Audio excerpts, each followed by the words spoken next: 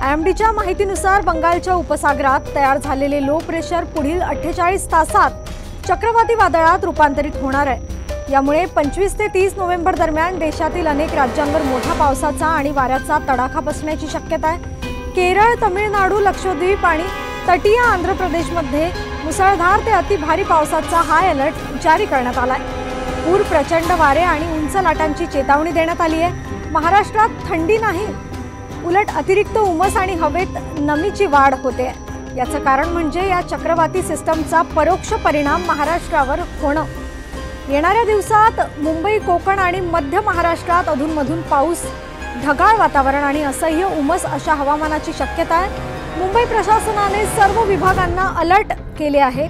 विशेषतः समुद्र किनारे, लो लाइंग एरिया आणि ट्रॅफिक युनिट्सना अलर्ट करण्यात आलेला आहे। पुढील 72 तास हवामानाच्या दृष्टीने अतिशय महत्त्वाचे आहेत। नागरिकांनी हवामान खात्याच्या सूचनांचे पालन करावे आणि समुद्र किनाऱ्यांपासून दूर राहावे।